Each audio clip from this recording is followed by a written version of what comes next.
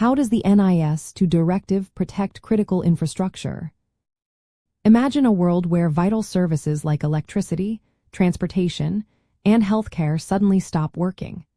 That's why protecting these systems from cyber threats is so important.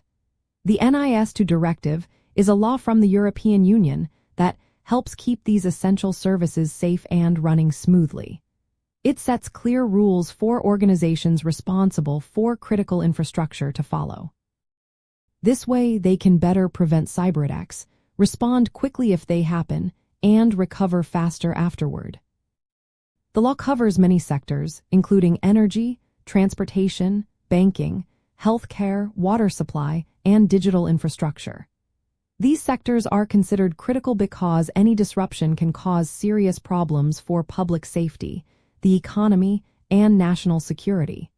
The NIS2 Directive requires organizations to regularly check their cyber risks.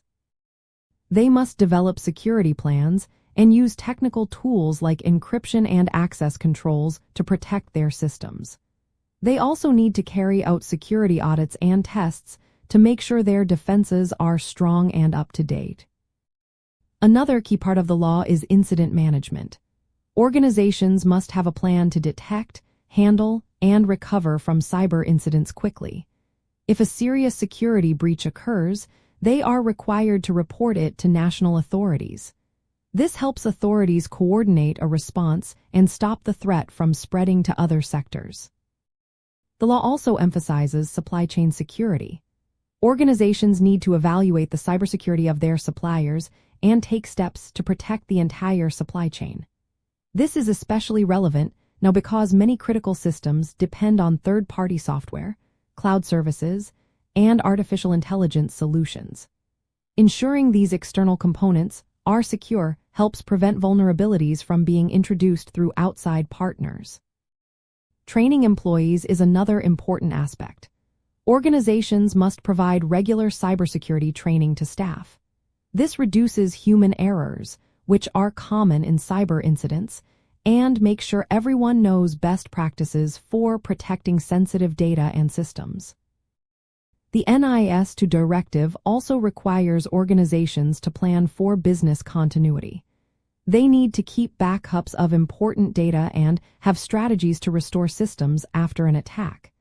This helps keep critical services available even during a cyber crisis. Advanced authentication methods like multi-factor authentication are also necessary where appropriate. These methods help prevent unauthorized access to sensitive systems and data.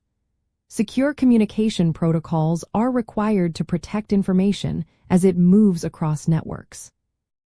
National authorities have the power to conduct security audits, request information about security measures, and access sensitive data.